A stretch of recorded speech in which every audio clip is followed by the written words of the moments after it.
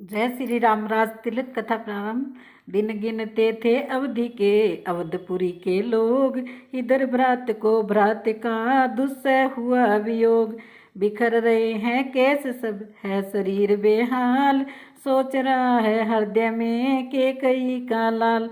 हे मन संयोग समय आया, अब नहीं वियोग सहोगे तुम। मस्तिष्क खुशी का दिन आया, अब भी विक्षिप्त रहोगे तुम।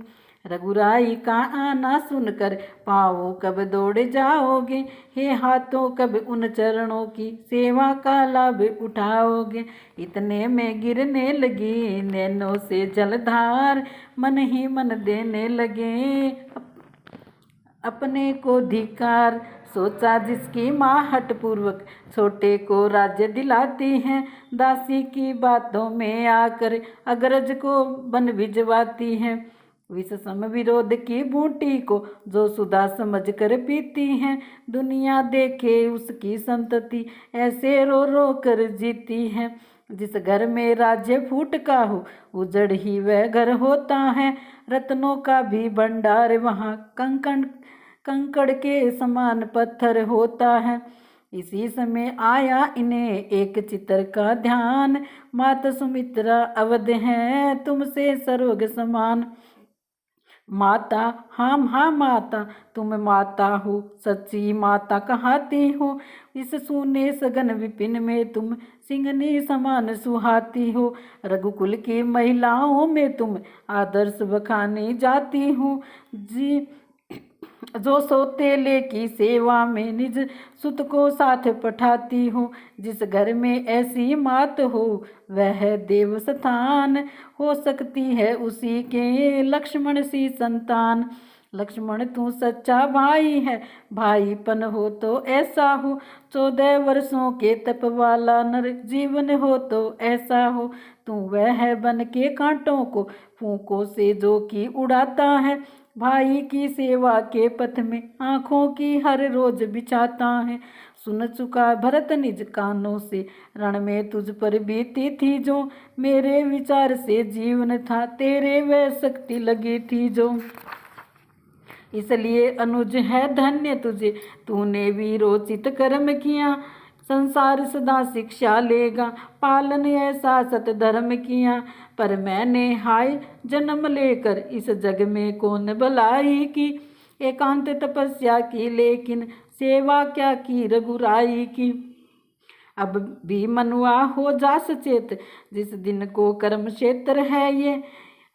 इस बार चूकना मत भाई, जब तुम पर दिव्य नेत्र है ये। योगी की भांति देह तज कर आत्मा के तार मिलाने हैं, आराध्य देव के चरणों में प्राणों के फूल चढ़ाने हैं।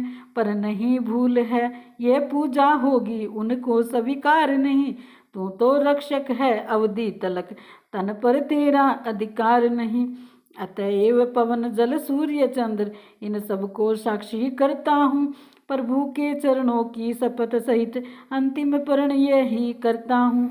14 वर्षों की अवधि बिता यदि नाथ अवध में आएंगे, तो इस शरीर को छोड़ प्राण उनके चरणों में जाएंगे। ऐसी ही हट अब ठानी है, यही अभिलाषा जग रही है। हे हृदय बलिष्ठ बने रहना, प्राणों की होड़ लग रही है। प्राणों की रख रही थी जब यह अंतिम टेक, तभी वहां पर आ गया बूढ़ा ब्राह्मण एक। रघुकुल के छोटे राजा का देखा शरीर जब सर्जर अब जर्जर है, मानो सूरज के छिपने से रह गया कमल कुमलाकर है। वे काली मटियाली अलके लटकी जो दाएं बाएं हैं, भाई की विरह वेदना में सचमुच बन गई घटाएं हैं। घर में तपसी की तरह देख भरत का भेष, ब्राह्मण भूला अपन पुलकित हुआ विशेष। बोला राज ऋषि सुनो, जिसका तुम ध्यान रात दिन करते हो, जिसके दर्शन को भरत राज माला पर घड़ियां गिनते हो। पुष्पक पर वानर मंडल में अपनी छटा दिखाता है, लक्ष्मण सीता के सीत वही अवधेश अवध में आता है। मधुर वचन ये विपर के थे मधुरस की धार, मरते विरही में हुआ नवजीवन संचार। ये हर्ष बड़ा उल्लास बड़ा कवि से भी कहानी जाता है, लेखनी लिखे भी तो कैसे जब उससे उठा नहीं जाता है। समझेंगे भावुक भक्त दशा श्री भरत भक्त मदमाते की, भाई भाई जाने भाई भाई भाई के नाते की। कहा भरत ने उसी क्षण होकर प्रेम विभोर, हे द्विजवर तुम कौन हो आए जो इस ओर। ये सुनते ही कपि छुप न सका क्षण भर में, बन गया हनुमान गया वह रामदास को उसी समय वह राम भगत पहचान गया। हनुमत ने कहा सूचना दूं था यही काम भगवन मेरा, हे भक्त शिरोमणि भरत लाल करिए सभी कार्य नमन मेरा। रोम रोम पर मुदित हुआ बड़ा प्रेम उन्माद, मिले अंजनी लाल से भरत लाल सहलाद। क्या कहा उदित हो रहा सूर्य कष्टों की रात मिटाने को, तो आंखों तुम भी हो जाओ तैयार स्वागत का अर्घ्य चढ़ाने को।